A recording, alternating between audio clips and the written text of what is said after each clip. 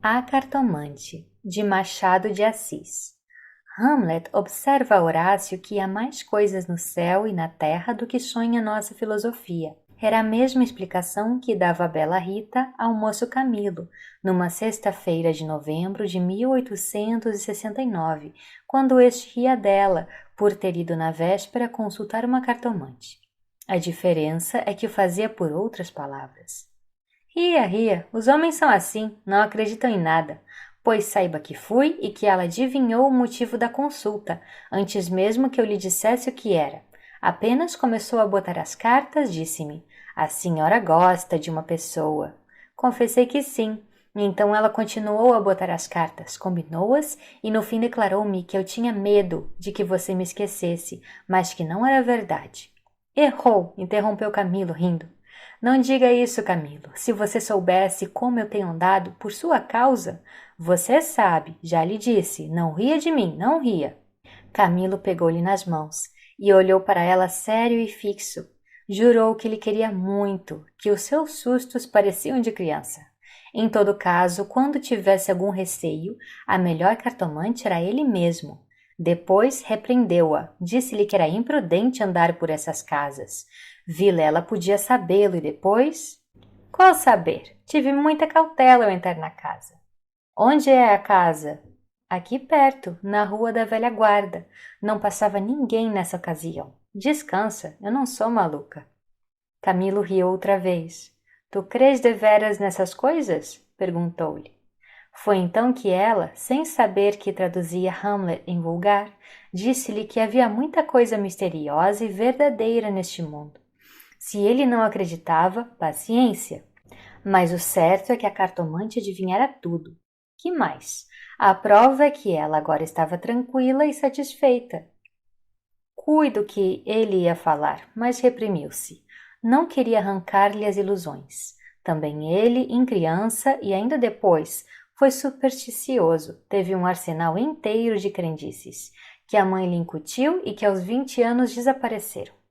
No dia em que ele deixou cair toda essa vegetação parasita e ficou só o tronco da religião, ele, como tivesse recebido da mãe ambos os ensinos, envolveu-os na mesma dúvida.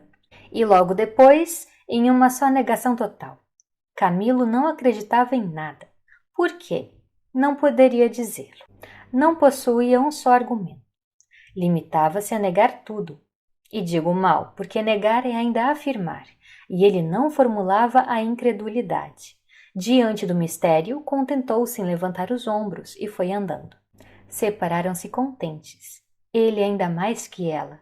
Rita estava certa de ser amada. Camilo não só o estava, mas via-a estremecer e arriscar-se por ele, correr às cartomantes, e por mais que a repreendesse, não podia deixar de sentir-se lisonjeado. A casa do encontro era na antiga Rua dos Barbonos, onde morava uma comprovinciana de Rita. Esta desceu pela Rua das Mangueiras, na direção de Botafogo, onde residia. Camilo desceu pela da Guarda Velha, olhando de passagem para a casa da cartomante. Vilela, Camilo e Rita, 3 nomes, uma aventura e nenhuma explicação das origens. Vamos a ela. Os 2 primeiros eram amigos de infância. Vilela seguiu a carreira de magistrado. Camilo entrou no funcionalismo, contra a vontade do pai, que queria vê-lo médico. Mas o pai morreu e Camilo preferiu não ser nada, até que a mãe lhe arranjou um emprego público. No princípio de 1869, voltou Vilela da província, onde casara com uma dama formosa e tonta. Abandonou a magistratura e veio abrir banca de advogado. Camilo arranjou-lhe casa para os lados de Botafogo e foi a bordo recebê-lo. É o senhor? Exclamou Rita, estendendo a mão. Não imagina como meu marido é seu amigo. Sempre fala do senhor. Camilo e Vilela olharam-se com ternura. Eram amigos deveras. Depois Camilo confessou de si para si que a mulher do Vilela não desmentia as cartas do marido. Realmente era graciosa e viva nos gestos, olhos cálidos, boca fina e interrogativa. Era um pouco mais velha que ambos. Contava 30 anos, Vilela 29 e Camilo 26. Entretanto, o porte grave de Vilela fazia-o parecer mais velho que a mulher, enquanto Camilo era um ingênuo na vida moral e prática. Faltavam-lhe tanto a ação do tempo como os óculos de cristal que a natureza põe no berço de alguns para adiantar os anos. Nem experiência, nem intuição. Uniram-se os três. Convivência trouxe intimidade. Pouco depois morreu a mãe de Camilo, e nesse desastre, que o foi, os dois mostraram-se grandes amigos dele. Vilela cuidou do enterro, dos sufrágios e do inventário. Rita tratou especialmente do coração, e ninguém o faria melhor.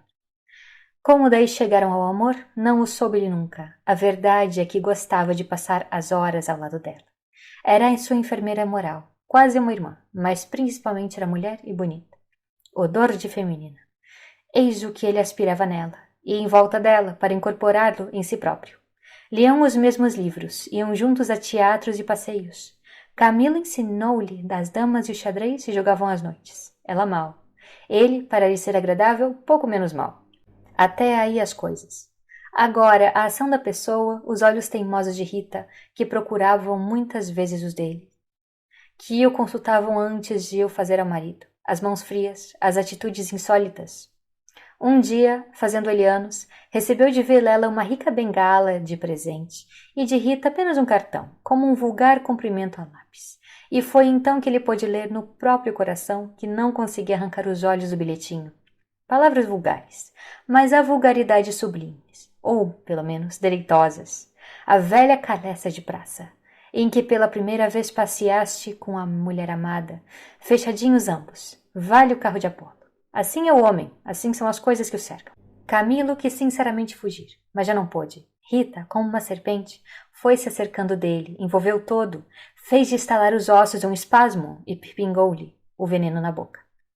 Ele ficou atordoado e subjugado. Vexame, sustos, remorsos, desejos, tudo sentiu de mistura, mas a batalha foi curta e a vitória delirante. Adeus escrúpulos! Não tardou que o sapato se acomodasse ao pé. E aí foram ambos, estrada fora, braços dados, pisando folgadamente por cima de ervas e pedregulhos, sem parecer nada mais que algumas saudades, quando estavam ausentes um do outro. A confiança e estima de Vilela continuavam a ser as mesmas. Um dia, porém, recebeu Camilo uma carta anônima, que lhe chamava imoral e pérfido, e dizia que a aventura era sabida de todos. Camilo teve medo e, para desviar as suspeitas, começou a rarear as visitas à casa de Vilela. Este notou-lhe as ausências. Camilo respondeu que o motivo era uma paixão frívola de rapaz. Candura gerou astúcia. As ausências prolongaram-se e as visitas cessaram inteiramente. Pode ser que entrasse também nisso um pouco de amor próprio, uma intenção de diminuir os obséquios do marido, por tornar menos dura a aleivosia do ato. Foi por este tempo que Rita, desconfiada e medrosa, correu à cartomante para consultá-la sobre a verdadeira causa do procedimento de Camilo. Vimos que a cartomante restituiu-lhe a confiança e que o rapaz repreendeu-a por ter feito o que fez. Correram ainda algumas semanas. Camilo recebeu mais 2 ou 3 cartas anônimas, tão apaixonadas, que não podiam ser advertência da virtude, mas despeito de algum pretendente. Tal foi a opinião de Rita, que, por outras palavras mal compostas, formulou este pensamento. A virtude é preguiçosa e ávara, não gasta tempo nem papel, só o interesse é ativo e pródigo. Nem por isso Camilo ficou mais sossegado. Temia que o anônimo fosse ter com Vilela, e a catástrofe viria então sem remédio. Rita concordou que era possível. Bem, disse ela, eu levo sobrescritos para comparar a letra com as das cartas que lá aparecem. Se alguma for igual, guardo-a e rasgo-a. Nenhuma apareceu. Mas daí a algum tempo Vilela começou a mostrar-se sombrio, falando pouco, como desconfiado. Rita deu-se pressa em dizê-lo ao outro, e sobre isso deliberaram. A opinião dela é que Camilo devia voltar à casa deles, tatear o marido, e pode até que se ouvisse a confidência de algum negócio particular.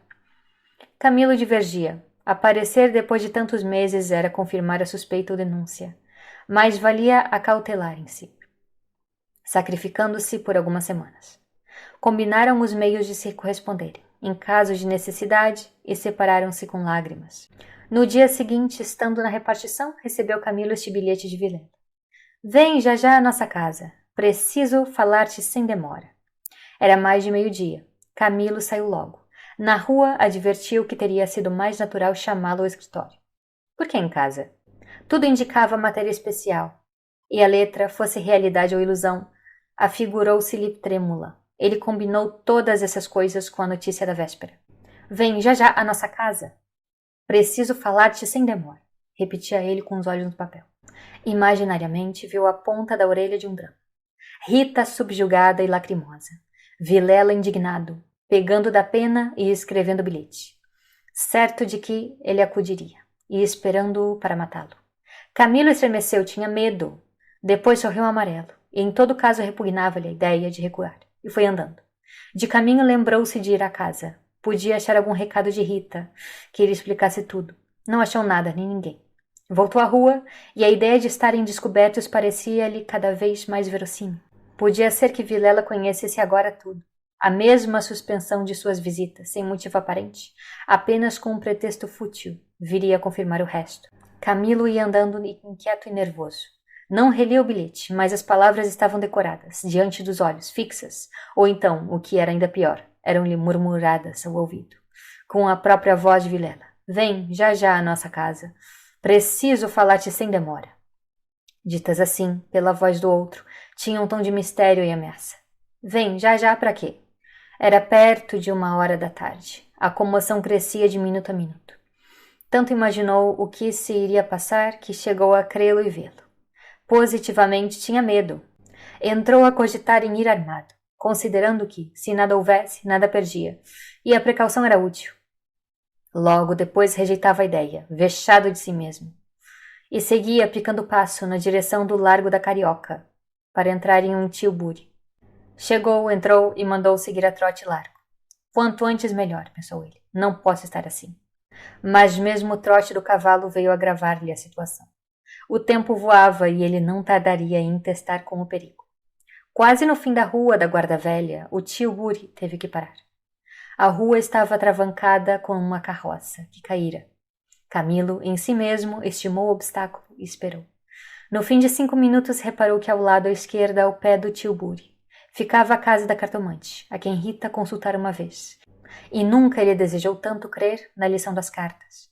Olhou, viu as janelas fechadas, quando todas as outras estavam abertas e pejadas de curiosos do incidente da rua. Dir-se-ia a morada do indiferente destino. Camilo reclinou-se no tilbury, para não ver nada. A agitação dele era grande, extraordinária, e do fundo das camadas morais emergiam alguns fantasmas de outro tempo. As velhas crenças, as superstições antigas. O cocheiro propôs-lhe voltar à primeira travessa e ir por outro caminho. Ele respondeu que não, que esperasse. Inclinava-se para fitar a casa. Depois fez um gesto incrédulo. Era a ideia de ouvir a cartomante, que lhe passava ao longe, muito longe, com vastas asas cinzentas. Desapareceu, reapareceu e tornou a esvair-se no cérebro. Mas daí a pouco moveu outra vez as asas, mais perto, fazendo uns giros concêntricos. Na rua gritavam os homens, safando a carroça. Anda, agora, empurra, vá, vá. Daí a pouco estaria removido o obstáculo. Camilo fechava os olhos, pensava em outras coisas, mas a voz do marido sussurrava-lhe a orelhas as palavras da carta. Vem já já. E ele via as contorções do drama e tremia. A casa olhava para ele, as pernas queriam descer e entrar. Camilo achou-se diante de um longo véu opaco. Pensou rapidamente no inexplicável de tantas coisas. A voz da mãe repetia-lhe uma porção de casos extraordinários. E a mesma frase do príncipe de Dinamarca reboava-lhe dentro. Há mais coisas no céu e na terra do que sonha a filosofia. Que perdia ele se... Deu por si na calçada, ao pé da porta. Disse ao cocheiro que esperasse, e rápido enfiou pelo corredor. E subiu a escada. A luz era pouca, os degraus comidos dos pés, o corrimão pegajoso, mas ele não viu. Viu nem sentiu nada. Trepou e bateu. Não aparecendo ninguém, teve a ideia de descer, mas era tarde. A curiosidade fustigava-lhe o sangue. As fontes latejavam. Ele tornou a bater 1, 2, 3 pancadas. Veio uma mulher. Era cartomante. Camilo disse que ia consultá-la. Ela fê-lo entrar. Dali subiram ao sótão, por uma escada ainda pior que a primeira e mais escura. Em cima havia uma salinha, mal alumiada por uma janela, que dava para o telhado dos fundos. Velhos trastes, paredes sombrias, um ar de pobreza, que antes aumentava do que destruía o prestígio. A cartomante fê-lo sentar diante da mesa. e sentou-se do lado oposto, com as costas para a janela, de maneira que a pouca luz que de fora batia em cheio no rosto de Camilo. Entrou, abriu uma gaveta e tirou um baralho de cartas compridas e enxovalhadas. Enquanto as embaralhava, rapidamente, olhava para ele, não de rosto, mas por baixo dos olhos. Era uma mulher de 40 anos, italiana, morena e magra, com grandes olhos sonsos e agudos. Voltou 3 cartas sobre a mesa e disse-lhe: Vejamos primeiro o que é que o traz aqui. O senhor tem um grande susto. Camilo, maravilhado, fez um gesto afirmativo. E quer saber, continuou ela, se lhe acontecerá alguma coisa ou não? A minha é ela, explicou vivamente ele. A cartomante não sorriu. Disse-lhe só que esperasse. Rápido pegou outra vez as cartas e baralhou-as, com os longos dedos finos, de unhas descuradas. Baralhou-as bem, transpôs os maços, 1, 2, 3 vezes. Depois começou a estendê-las. Camilo tinha os olhos nela, curioso e ansioso. As cartas dizem. Camilo inclinou-se para beber uma a uma as palavras. Então ela declarou-lhe que não tivesse medo de nada. Nada aconteceria nem a um nem a outro. Ele, o terceiro, ignorava tudo. Não obstante, era indispensável muita cautela. Ferviam invejas e despeitos. Falou-lhe do amor que os ligava, da beleza de Rita. Camilo estava deslumbrado. A cartomante acabou, recolheu as cartas e fechou-as na gaveta. A senhora restituiu minha paz ao espírito, disse ele, estendendo a mão por cima da mesa e apertando a da cartomante. Esta levantou-se rindo. Vá, disse ela, vá, ragazzo innamorato. E de pé, com o dedo indicador, tocou-lhe na testa. Camilo estremeceu, como se fosse a mão da própria Sibila, e levantou-se também. A cartomante foi à cômoda, sobre a qual estava um prato com passas, tirou um cacho destas, começou a despencá-las e comê-las, mostrando 2 fileiras de dentes que desmentiam as unhas. Nesta mesma ação comum, a mulher tinha um ar particular. Camilo, ansioso por sair, não sabia como pagasse. Ignorava o preço. Passas custam dinheiro, disse-lhe afinal, tirando a carteira. Quantas quer mandar buscar? Pergunte ao seu coração, respondeu ela. Camilo tirou uma nota de 10.000 réis e deu-lhe. Os olhos da cartomante fuzilaram. O preço usual eram 2.000 réis. Vejo bem que o senhor gosta muito dela. E faz bem. Ela gosta muito do senhor. Vá tranquilo. Olha a escada escura e põe o chapéu. A cartomante tinha já guardado a nota na algibeira e descia com ele, falando com um leve sotaque. Camilo despediu-se dela embaixo e desceu a escada que levava à rua, enquanto a cartomante, alegre com a paga, tornava acima, cantarolando uma barcarola. Camilo achou o tio Buri esperando. A rua estava livre, entrou e seguiu a trote largo. Tudo lhe parecia agora melhor. As outras coisas traziam outro aspecto. O céu estava límpido e as caras joviais.